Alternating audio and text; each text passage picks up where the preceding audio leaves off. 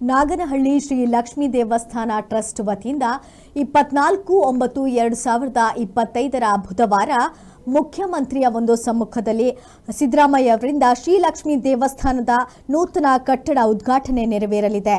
ಶ್ರೀಲಕ್ಷ್ಮೀ ದೇವಿ ದೇವಸ್ಥಾನ ಟ್ರಸ್ಟ್ ಅಧ್ಯಕ್ಷರಾದಂಥ ಡಾಕ್ಟರ್ ಎನ್.ಎಂ. ಜಗದೀಶ್ ಗೌಡರು ಮಾತನಾಡಿ, ಸೋಮವಾರ ಬೆಳಗ್ಗೆ 8ರಿಂದ ಶ್ರೀ ಶ್ರೀ ನಿಜಗುಣ ಸಿದ್ದಲಿಂಗಯ್ಯ ಒಡೆಯರ ಸ್ವಾಮೀಜಿಗಳು ಎಸ್ಜಿಎಂ ಒಡೆಯರ್ ಮಠ ಗುರುಕುಲ ಚೋಳನಹಳ್ಳಿ ಹುಣಸೂರು ತಾಲೂಕು ಇವರ ವತಿಯಿಂದ ದೇವಸ್ಥಾನದ ಪೂಜಾ ಮತ್ತು ಹೋಮ ಕಾರ್ಯವನ್ನು ನೆರವೇರಿಸಿಕೊಡುವರು ಎಂದು ತಿಳಿಸಿದರು.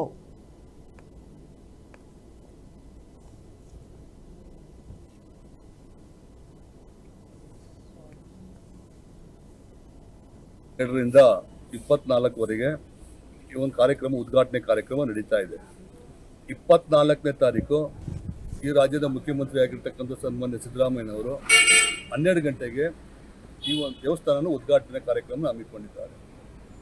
ಜೊತೆಯಲ್ಲಿ ಅವ್ರ ಜೊತೆ ಇನ್ನೂ ಅನೇಕ ಯಡಿಯೂರಪ್ಪನವರು, ಸದಾನಂದ ಗೌಡರು, ಡಿ.ಕೆ. ಶಿವಕುಮಾರ್ ಅವರು, ನಿಖಿಲ್ ಕುಮಾರಸ್ವಾಮಿ ಅವರು, ಜಿ.ಟಿ. ದೇವೇಗೌಡರು, ಇನ್ನೂ ಅನೇಕ ಗಣ್ಯ ವ್ಯಕ್ತಿಗಳು ಈ ಒಂದು ಉದ್ಘಾಟನೆಯಲ್ಲಿ ಬಂದು ಭಾಗವಹಿಸಿ ಈ ಒಂದು ಅಮೃತಾಸ್ತ್ರದಿಂದ ಉದ್ಘಾಟನೆ ಮಾಡ್ತಾ ಇದ್ದಾರೆ.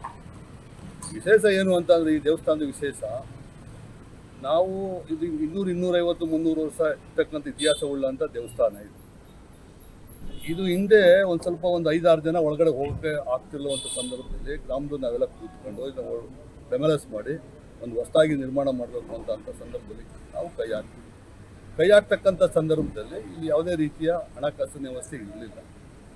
ಕೈ ಹಾಕಿದ್ಮೇಲೆ ಕೊರೋನಾ ಬಂತು. ಕೊರೋನಾ ಆದಮೇಲೆ 1-2 ವರ್ಷ ಇದಾಯಿತು.